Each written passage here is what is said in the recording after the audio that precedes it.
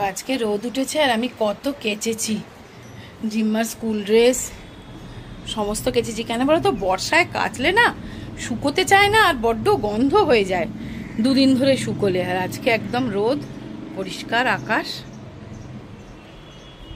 আর কত বড় একটা এ দেখো অ্যালামন্ডা বলে বোধহয় এটাকে, ফুল ফুটেছে, কি দারুণ। আজকে আর কোনো ফুল ফোটেনি গো, একটু শুধু ওই নয়নতারা ফুটেছে একটা দুটো, ওইদিকে একটা, এই ফুল ফুটেছে। আর এমনি সার টার দিয়েছি। এটা হচ্ছে অপরাজিতা ফুলের গাছ, এখনো ফুল আসেনি। আর এই দেখো দুটো কারি পাতা গাছ।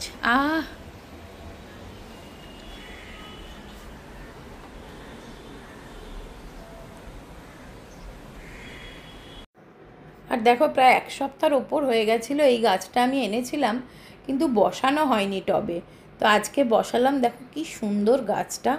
বাঁচাতে পারবো কি না জানি না, দেখি, চেষ্টা তো করব। তো চলো আজকে রান্না করব।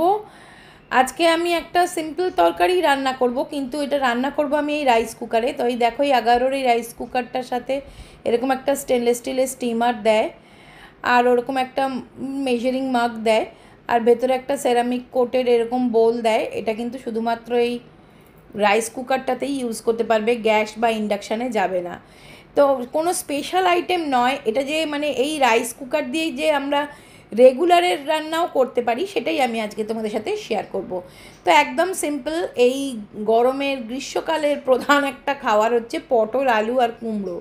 তো সেই পটল, আলু আর কুমড়োর এই একটা সাধারণ তরকারিকেই একটু অন্যরকম করে বানাবো, সেটা আমি রাইস কুকারে। তো চলো সবার আগে দিয়ে দিচ্ছি একটু সর্ষের তেল। আর রাইস কুকারটাতে তোমার এমনিতে 750 গ্রাম পর্যন্ত রাইস এখানে তুমি রান্না করা যায়। আর ডাল, সবজি, খিচুড়ি, পোলাও, বিরিয়ানি সব কিছুই কিন্তু এই রাইস কুকারে রান্না করা যায়। তা আমি তোমাদের অনেক কিছু আইটেম রান্না করে দেখিয়েছি। আজকে ভাবলাম একটু সাধারণ ঘরোয়া রান্নাও আমরা রেগুলার ওয়েতে যেভাবে রাইস কুকারে করতে পারি, চটজলদি হয়ে যাওয়ার জন্যে বা হ্যাজার্ড ফ্রি হওয়ার জন্যে। তো দেখো একদম আমি এটাকে সেট করে নিলাম। এবারে ওই তেলটা গরম হচ্ছে। তেলটা গরম হলে যেরকম আমরা কড়ায় ফোড়ন দিই ঠিক তেমনই ওটার মধ্যে আমি জিরে ফোড়ন দেব। আর এটা তোমরা টাইমার ফিট করে রান্না করতে পারবে, এবং কিপ ওয়ার্ম বাটন আছে, সেটাতে তোমরা রান্নাটা গরম রাখতেও পারবে। সকালের ভাত বিকেলে খেলেও কিন্তু গরম থাকবে। তো এটা আমি দেখো দিয়ে দিলাম জিরে ফোড়ন। জিরে ফোড়নটা আবার যখন একটু চটপট করে উঠবে, তখন আমি সবজিগুলো একটু ভেজে নেব। ঠিক যেভাবে আমরা রান্না করি ঠিক সেইভাবেই কিন্তু এখানে রান্না করা যায়, কোনো রকম কিছু তামঝাম নেই বা ভয় পাওয়ার কিছু নেই, কোনো ছ্যাঁকা খাওয়ার ভয় নেই। বাচ্চারাও এটাতে করতে পারে, মানে যারা ধরো হোস্টেলে থাকে, স্কুল কলেজের হোস্টেলে থাকে, একার জন্যে করতে পারে, কিন্তু খুব সুন্দর কিন্তু এটাতে সব কিছু রান্না করা যায়। তো দেখো আমি প্রথম সবজিগুলো ভেজে নিচ্ছি ঠিক যেমন আমরা করি। সো দেখো এখানে আমার সবজিগুলো ভাজা ভাজা হয়ে গেছে। এবার একটা মশলা আমি সবসময় রেডি করেই রাখি, এটা একটা কারি পেস্ট। সেই কারি পেস্টটা দিয়ে দিলাম এর মধ্যে।